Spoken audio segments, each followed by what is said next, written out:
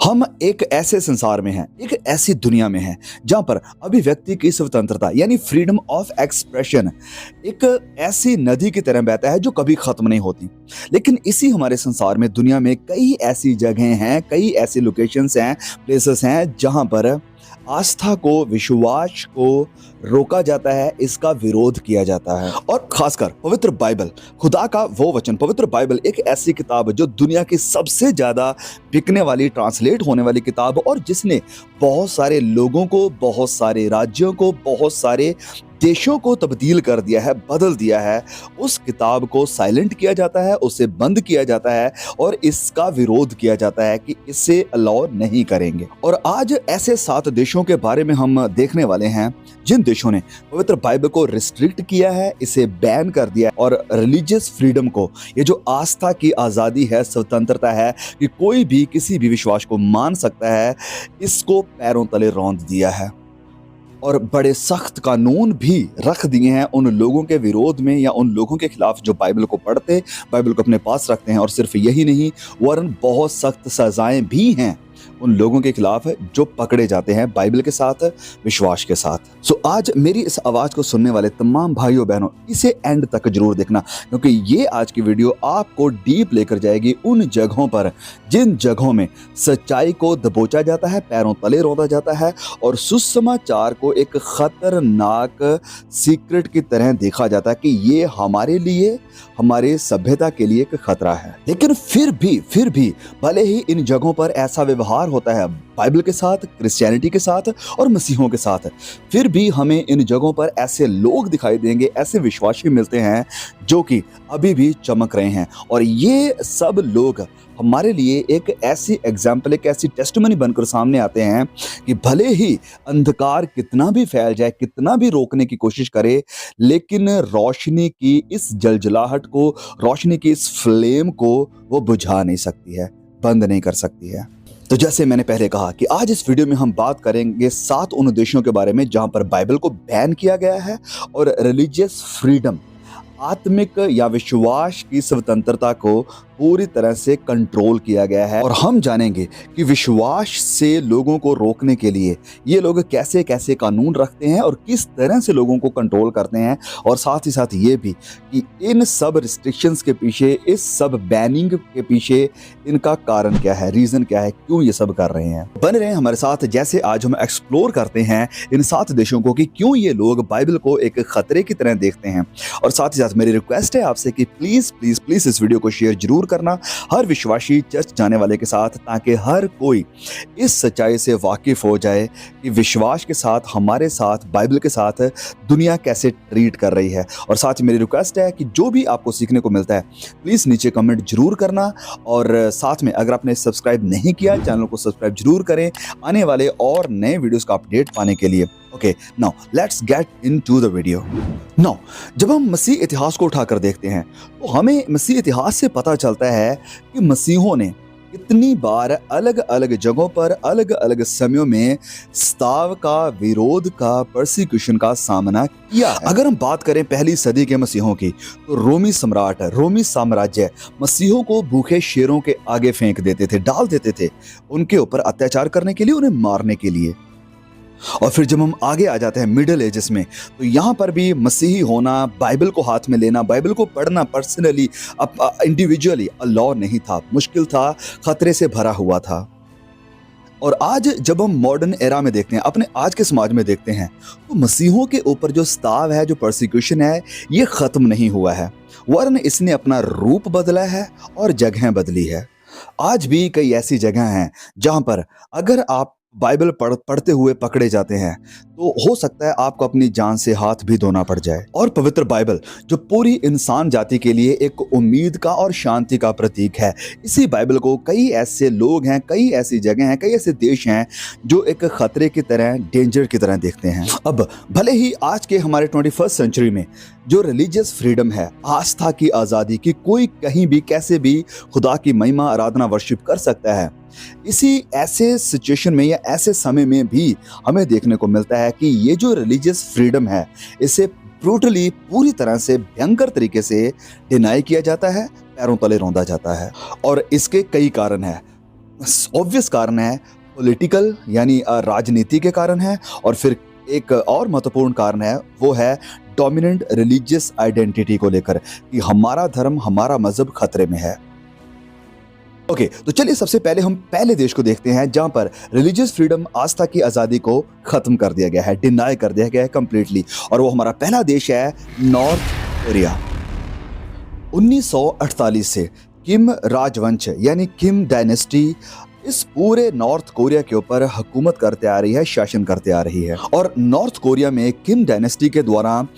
Christianity को, मसीहत को एक खतरे की तरह देखा जाता है कि जो सुप्रीम लीडर है उसके लिए क्रिश्चियनिटी खतरा है। ज्यूचर आइडियोलॉजी, जिसमें एक नेता की पूजा को सामने रखा जाता है या प्रमुख तौर पर देखा जाता है, ये आइडियोलॉजी डिमांड करती है कि हर कोई जो नॉर्थ कोरिया में रहता है वो पूरी तरह से वफादारी के साथ लॉयल रहे हुकूमत के प्रति और अपने सुप्रीम ग्रेट लीडर के प्रति। अगर कोई भी रिलीजन, कोई भी मजहब बात करता है कि नहीं इन सब के ऊपर भी कोई अथॉरिटी है, तो उसे सबवर्सिव यानी विनाशकारी माना जाता है और पवित्र बाइबल को यहाँ कंप्लीटली पूरी तरह से बैन कर रखा है। और नॉर्थ कोरिया में अगर आप पकड़े जाते हैं पवित्र बाइबल के साथ कि आपके हाथ में बाइबल है, तो this is considered as one of the most serious crimes. तो इसे एक बहुत ही गंभीर अपराध की तरह माना जाता है। और सजा उन लोगों के लिए जिनके हाथ में बाइबल पाई जाती है, जो बाइबल के साथ पकड़े जाते हैं, उनके लिए सजा ये होगी कि उन्हें पब्लिकली सबके सामने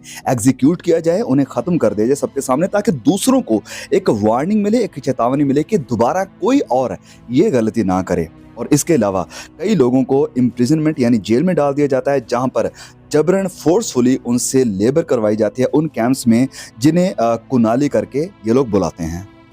और इन कैंप्स में जिंदगी गुजारना बिल्कुल भी आसान नहीं है। यहाँ मौत से भी बदतर जिंदगी मिलती है इन लोगों को, जहाँ पर आपसे जबरन काम भी करवाया जाएगा, अच्छा खाना भी नहीं दिया जाएगा, आपको टॉर्चर किया जाता है और साइकोलॉजिकली एब्यूज किया जाता है। और कई लोग जो बचकर निकल जाते हैं इन कैंप से, उनकी टेस्टमनीज या उनके इंटरव्यूज से पता चलता है कि मसीहों के ऊपर इन कैंप्स में कैसे अत्याचार किया जाता है, कैसा व्यवहार उनके साथ किया जाता है, यहाँ तक कि बच्चों को भी ये लोग बिल्कुल छोड़ते नहीं हैं। और अद्भुत गवाहियाँ हैं, अद्भुत कहानियाँ हैं उन लोगों की,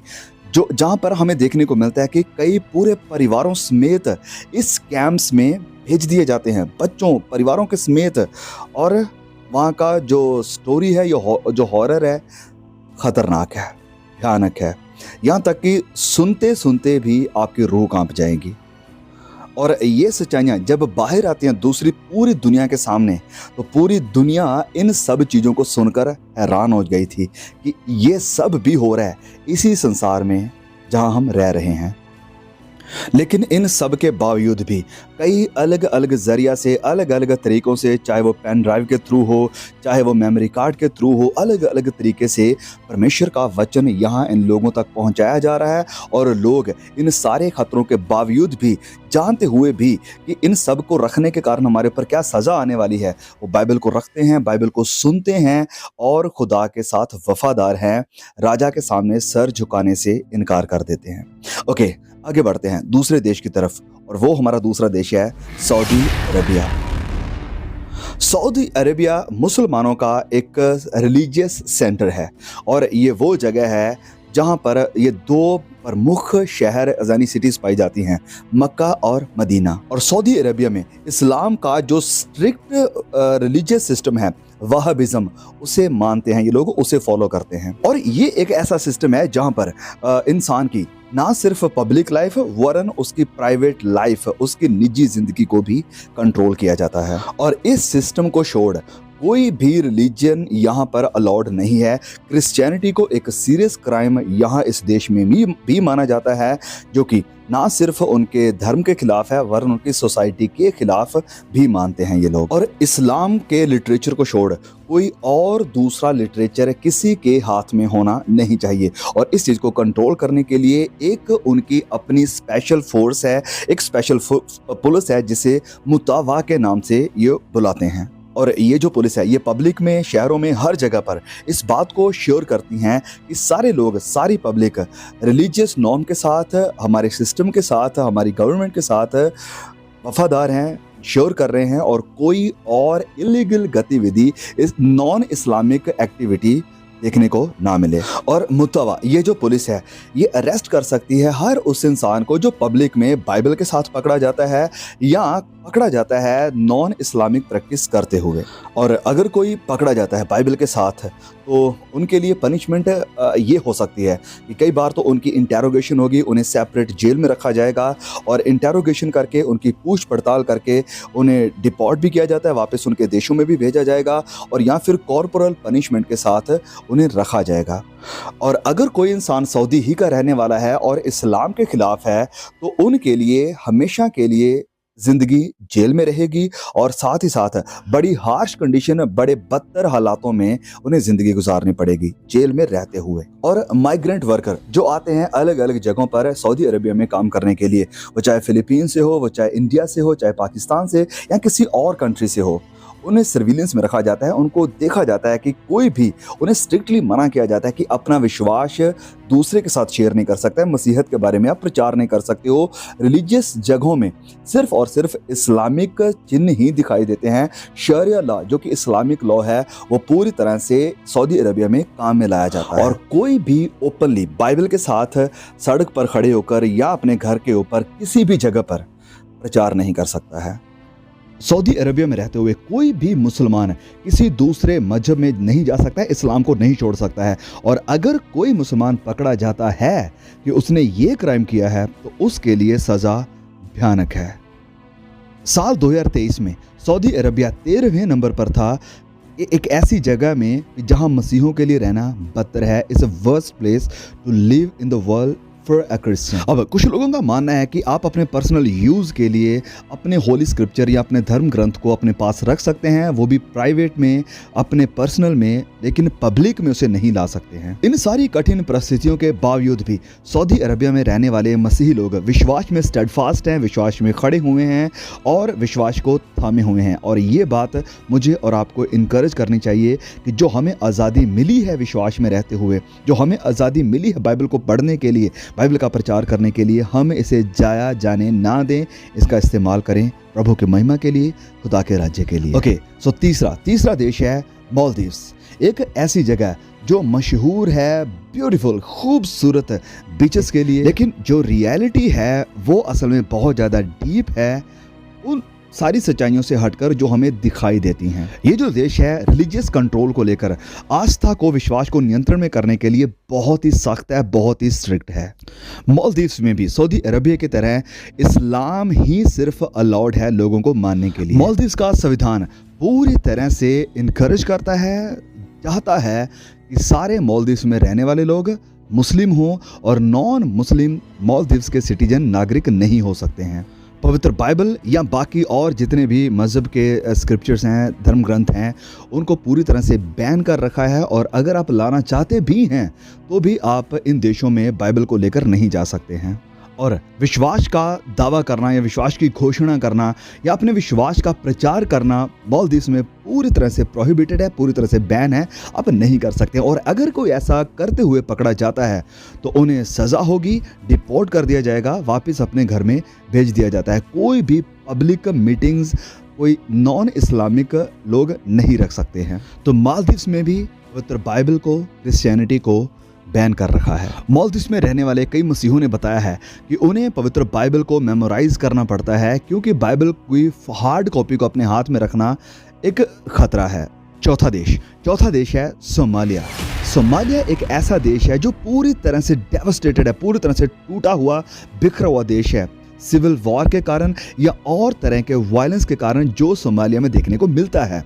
लेकिन मैं आपको बताना चाहता हूं कि सोमालिया एक ऐसी जगह है जहां पर मसीह होना खतरे से खाली नहीं है, बिल्कुल भी आसान नहीं है। Somalia is considered a worst place to be a Christian. 1951 में जब इनकी सरकार गिरी तो उसके बाद सोमालिया का रूल या सोमालिया की हुकूमत आ गई थी इस्लामिक ग्रुप के हाथों में, जो हमेशा हर वक्त हथियारों को थामे रहते थे। स्पेशली डोमिनेंट जो एक टेररिस्ट ऑर्गेनाइजेशन है जो इसे कंट्रोल करती है वो है अल शबाब, जिसकी एफिलिएशन अल कायदा के साथ है। सोमालिया के ज़्यादातर हिस्से पर इसी ग्रुप का कंट्रोल है और इनकी इंटेंट, इनके इरादे साफ हैं कि क्रिश्चियनिटी को सोमालिया से ख़त्म करना है। और इस अपने मकसद को कंप्लीट करने के लिए वो टेररिज्म का, वो वायलेंस का, वो हथियारों का इस्तेमाल करते हैं।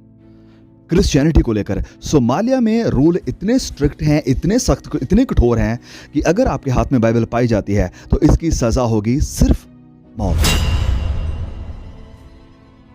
और कुछ मसीही लोग, थोड़े मसीही लोग, एक छोटा ग्रुप मसीहों का जो रहता है सोमालिया में, उन्हें अपने विश्वास को पूरी तरह से कंप्लीटली सीक्रेट में, गुप्त में रहते हुए करना पड़ता है। पब्लिक में वो विश्वास को कभी नहीं ला सकते हैं। और अगर पब्लिक में कोई चिन्ह, कोई साइन मिल जाता है किसी के नॉन इस्लामिक होने का या मसीह होने का, या अगर बाइबल होने का कोई साइन मिल जाता है तो संदेह, शक खड़ा हो जाता है। और जैसे संदेह कंफर्म हो जाता है, ये बात कंफर्म हो जाती है, तो इमीडिएटली उस इंसान को एग्जीक्यूट कर दिया जाता है, उसे मौत के घाट उतार दिया जाता है।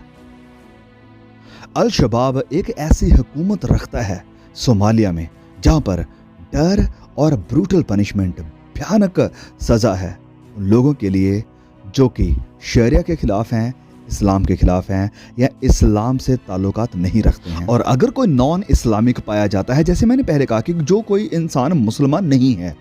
तो उनको बेहेड कर दिया, उनका गला काट दिया जाता है। और इस कारण जितने भी थोड़े लोग विश्वास करने वाले या मसीह लोग रहते हैं सोमालिया में, उन्हें लगातार डर में और भय में अपनी ज़िंदगी गुजारनी पड़ती है। और इस कारण कई मसीहों को जो बाइबल उनके पास पड़ी हैं, उन्हें छिपा कर रखना पड़ता है और हर उस साइन को अवॉइड करते हैं जिनके द्वारा दूसरों को पता चल जाए ये क्रिश्चियन हैं।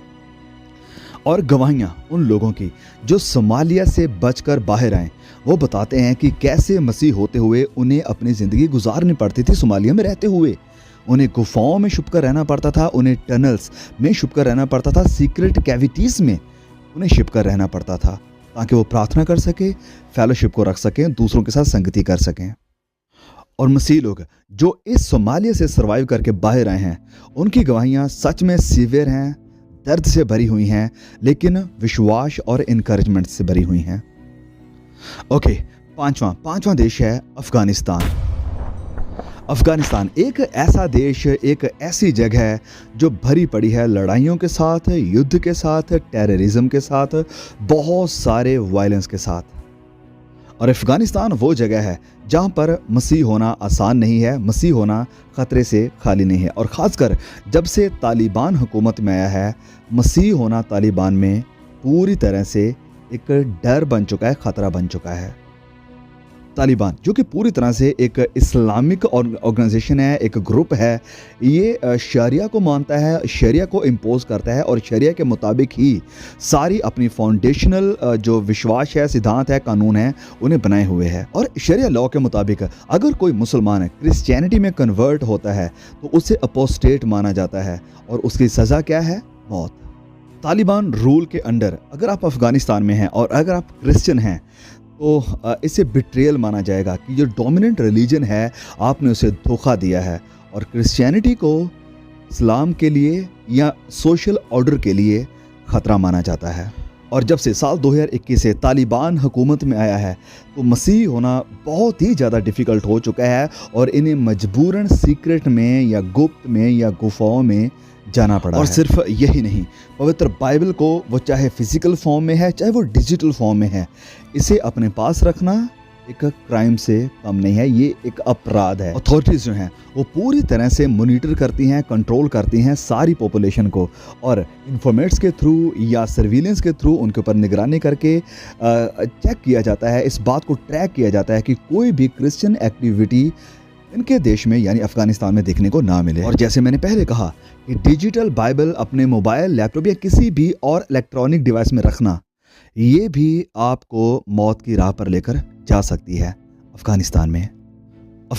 में रहने वाले एक मसीही को बहुत ही ज़्यादा पूरी तरह से सतर्क रहने की, सावधान रहने की ज़रूरत है अगर वो अपने विश्वास को प्रैक्टिस कर रहा है तो, क्योंकि उनकी एक छोटी सी गलती उनके लिए उनकी जान का खतरा बन सकती है। तो अफगानिस्तान में भी हमें देखने को मिलता है कि बाइबल बैन है, इसको एक्सप्रेस नहीं किया जा सकता, बाइबल का प्रचार नहीं किया सकता, बाइबल को पब्लिक में आप नहीं ला सकते हैं। ओके, तो छठा देश है पाकिस्तान। हालांकि पाकिस्तान के पास एक समृद्ध सांस्कृतिक और धार्मिक विरासत है, लेकिन फिर भी इस देश को यानी पाकिस्तान को एक इस्लामिक राज्य के रूप में अपनी पहचान और धार्मिक अल्पसंख्यकों यानी रिलीजियस माइनॉरिटी की उपस्थिति के बीच गहरे तनाव का सामना करना पड़ता है। लेकिन एक सच्चाई तो ये भी है कि हालांकि पाकिस्तान में जो संविधान है, उस संविधान के मुताबिक क्रिश्चियनिटी को और पवित्र बाइबल को पूरी तरह से प्रतिबंध यानी बैन नहीं किया गया है, लेकिन फिर भी साल 1980 में बनाए गए सख्त ब्लास्फेमी लॉ यानी कानूनों का इस्तेमाल अक्सर रिलीजियस माइनॉरिटी यानी अल्पसंख्यकों और विशेषकर खासकर मसीहों को सताने के लिए किया जाता है। इन रिलीजियस लॉस के मुताबिक, इन रिलीजियस कानूनों के मुताबिक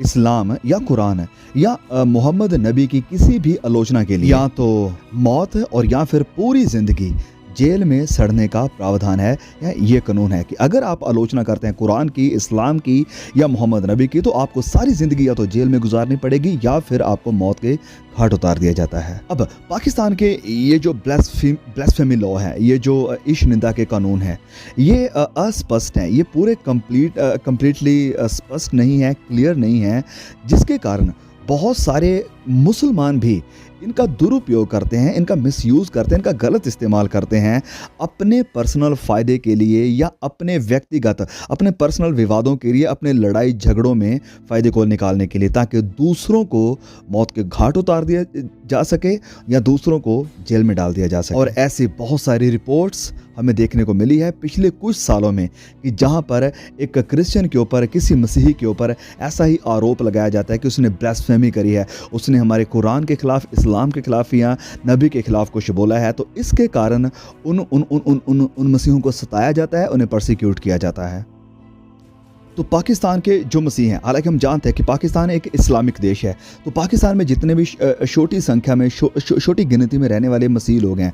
उन्हें डर में हमेशा रहना पड़ता है। तो ओपनली कई बातों को, कई चीज़ों को वो एक्सप्रेस नहीं कर सकते हैं, क्योंकि उन्हें ये डर रहता है कि उनके किसी भी शब्द को, उनकी किसी बात को, उनके किसी काम को गलत समझा जा सकता है, उनकी गलत इंटरप्रिटेशन करी जा सकती है और इससे ईश निंदा यानी ब्लास्फेमी में लाकर उनके ऊपर अत्याचार भी किया जा सकता है। और इस कानून का एक बड़ा ही मशहूर केस शायद हो सकता है आपने भी सुना हो, अशिया बीबी के नाम से। इस बहन ने डिसएग्री किया, वो सहमत नहीं थी अपने पड़ोसी के साथ किसी बात को लेकर, और उन्होंने आरोप लगाया आसिया बीबी के ऊपर कि इसने ईश निंदा करी है, ब्लास्फेमी करी है नबी के खिलाफ या इस्लाम के खिलाफ, और एक पूरा डेकेड, पूरा दशक उसे जेल में गुजारना पड़ा। और फिर इंटरनेशनल प्रेशर के कारण साल 2018 में इस बहन को बरी कर दिया गया। और ये जो समय था, ये जो पूरे साल थे, लगातार आसिया बीबी को धमकियां मिल रही थी, उसके परिवार को मारने की धमकियां मिल रही थी, और आसिया बीबी के पूरे परिवार को, बच्चों को, हस्बैंड को गुप्त होना पड़ा, छिपना पड़ा, जाके बच के रहना पड़ा। लेकिन फिर भी इन सारी कठिनाइयों के बावजूद, सारे स्ताव के बावजूद, सारी मुश्किलों के बावजूद, ऐसी ओपोजिशन के बावजूद, ऐसे अस्पष्ट यानी अनक्लियर कानूनों के बावजूद भी हम जानते हैं कि बहुत सारे हमारे मसीह भाई बहन जो विश्वास में हैं, पाकिस्तान में रहते हुए, वो विश्वास में काफ़ी स्ट्रॉन्ग हैं, मजबूत हैं, और मसीहत लगातार दिन प्रतिदिन पाकिस्तान में भी बढ़ती हुई हमें दिखाई दे रही है। ओके, तो सातवां देश है ईरान। ईरान वो देश है जिसका इतिहास हजारों सालों से काफी रिच है, लेकिन 1979 से इस्लामी क्रांति के बाद शिया इस्लामी शासन ने ईरान के ऊपर हुकूमत करना शुरू कर दिया था। इस इस्लामिक रेवोल्यूशन क्रांति के दरमियान जो आखिरी शाह थे, उसे सत्ता से हटा दिया गया और आयतुल्ला रुहुल्लाह खुमैनी ने देश का नियंत्रण, कंट्रोल अपने हाथ में ले लिया। और तब से ईरान धार्मिक और राजनीति शक्ति यानी पावर का मिश्रण, एक ऐसा मिक्सचर करने वाला एक धर्मतांत्रिक यानी थियोक्रेसी बन चुका है। और इनके जो कानून हैं वो इस्लामी कानून हैं, शरिया पर आधारित हैं, और सारी धार्मिक गतिविधियों को, सारी रिलीजियस एक्टिविटी को ये लोग स्ट्रिक्टली, बड़ी सख्ती से कंट्रोल करते हैं, नियंत्रण में करते हैं। हालांकि ईरान का जो कॉन्स्टिट्यूशन है, जो संविधान है, वो कुछ रिलीजियस माइनॉरिटीज़ को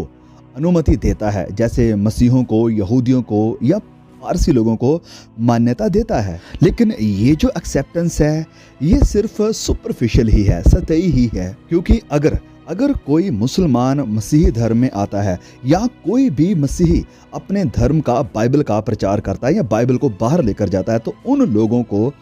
गंभीर उत्पीड़न यानी खतरनाक पीड़ा का, स्ताव का, विरोध का सामना करना पड़ता है। मसीहत को या पवित्र बाइबल को, क्रिश्चियनिटी को ईरान की इस्लामी पहचान के लिए खतरा और राज्य के खिलाफ तोड़फोड़ के रूप में देखा जाता है, और इस कारण एवेंजलिज्म यानी बाइबल का प्रचार करना या बाइबल को दूसरों के साथ शेयर करना या दूसरों को क्रिश्चियनिटी के बारे में बताना, ये एक अपराध है, इसकी सज़ा भुगतनी पड़ती है। और जैसे हमने पहले कहा कि पवित्र बाइबल को आप डिस्ट्रीब्यूट नहीं कर सकते हैं, आप दूसरों को बांट नहीं सकते हैं, और मसीह विश्वास को दूसरों के साथ साझा भी नहीं कर सकते हैं, दूसरों को बता नहीं सकते हैं, बाइबल के बारे में लोगों को सिखा नहीं सकते हैं, और अगर कोई ऐसा पकड़ा जाता है तो उन्हें कठोर दंड का, बड़ी भयानक सजा का सामना करना पड़ता है। और हाउस गैदरिंग, जिन्हें सीक्रेट चर्च के नाम से भी जाना जाता है, कि गुप्त में खुदा की आराधना करना, अक्सर उन्हें भी पुलिस अपना निशाना बनाती है, ढूंढती फिरती है कि कोई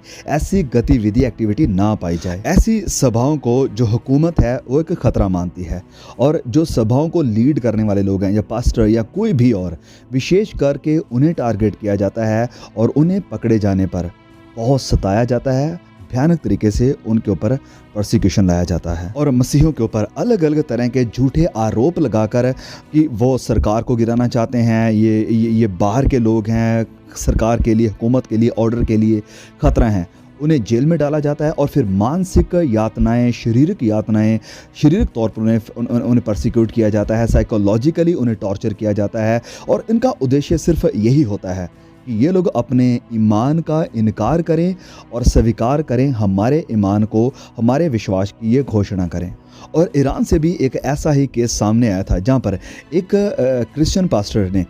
पारसी की बाइबल किसी दूसरे को दी थी, और रात को पुलिस, ये जो सीक्रेट पुलिस है, उनके घर में आती है और उन्हें पकड़कर जेल में डाल देती है, और महीनों तक उन्हें पीड़ाएं दी जाती हैं, यातनाएं दी जाती है, यहाँ तक कि अपने परिवार के खिलाफ मारपीट और धमकियों के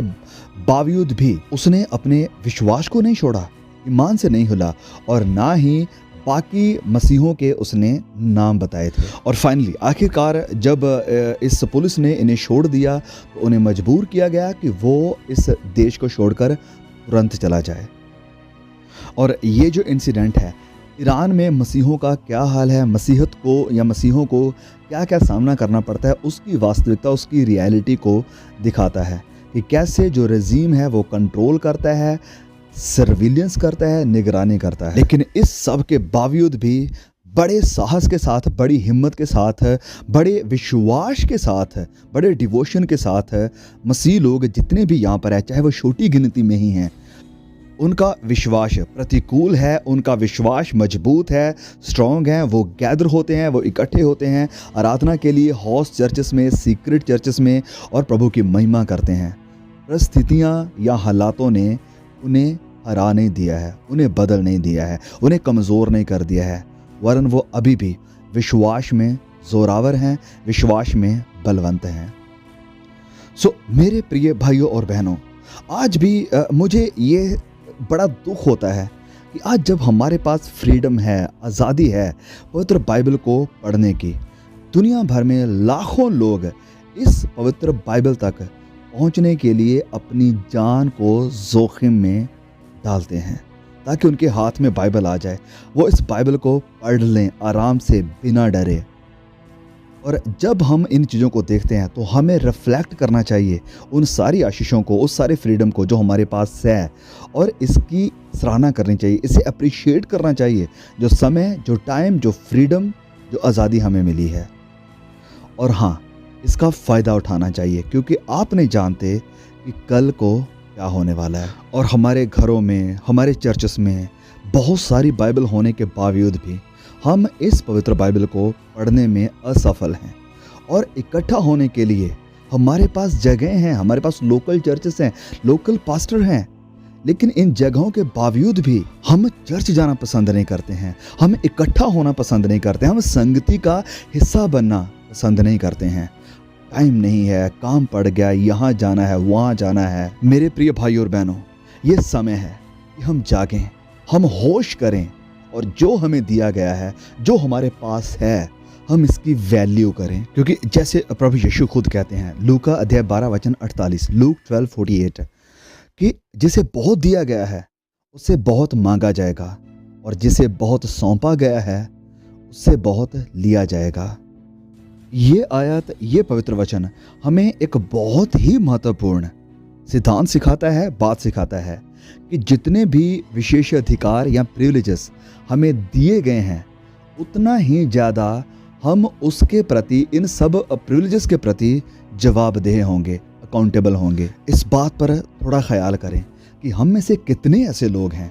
जिनके पास आसानी से बाइबल अवेलेबल है। हम बाइबल तक पहुंच सकते हैं, बाइबल को अपने हाथ में पकड़ सकते हैं, कभी भी, कहीं भी, किसी भी समय पढ़ सकते हैं। और सिर्फ यही नहीं, कभी भी, कहीं भी फेलोशिप का हिस्सा बन सकते हैं, संगति में जा सकते हैं, प्रभु की आराधना कर सकते हैं, महिमा कर सकते हैं। लेकिन दुनिया के कई हिस्सों में, कई जगहों पर कितने मसीही लोग कठोर प्रतिबंधों का, सख्त कानूनों का, कष्टों का, पीड़ाओं का, स्ताव का सामना करते हैं, इन्हीं सब चीज़ों के लिए जो हमारे पास इजीली अवेलेबल हैं।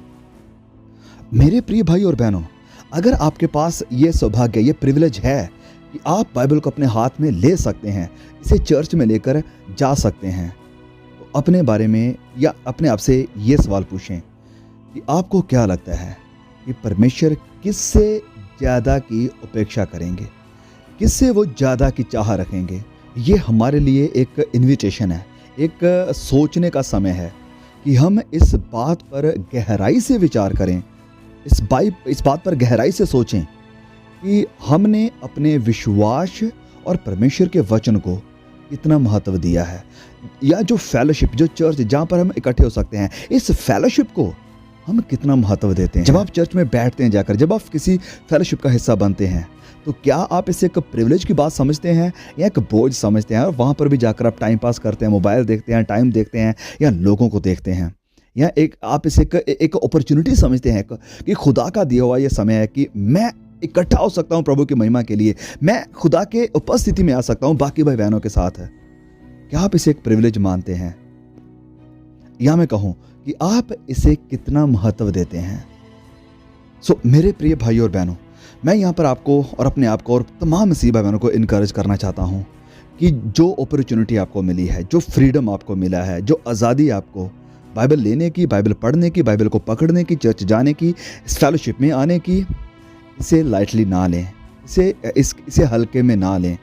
इसकी वैल्यू को समझें और प्रभु के साथ अपने रिश्ते को मजबूत करें। खुदा के वचनों को लें, इनका अध्ययन करें, वचनों को पढ़ें, सच्चाई को जानें। बहुत सारे लोग हैं नहीं पढ़ सकते, नहीं जान सकते, लेकिन आपके पास, मेरे पास अवसर है। इस समय का, इस अवसर का, इस अपॉर्चुनिटी का फ़ायदा उठाएं, इसका लाभ उठाएं।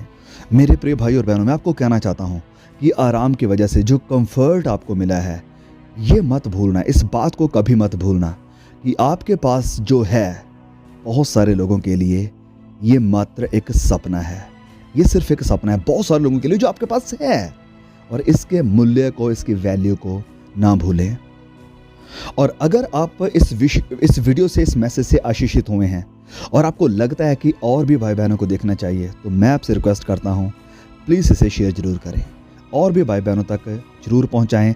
वीडियो को लाइक जरूर करें, नीचे कमेंट जरूर करें, आपने क्या सीखा, आपको क्या एनकरेजमेंट मिली, और प्लीज़ शेयर करना ना भूलें, शेयर करना ना भूलें। May God bless you all. प्रभु आप सबको संभाल के रखे। आमीन।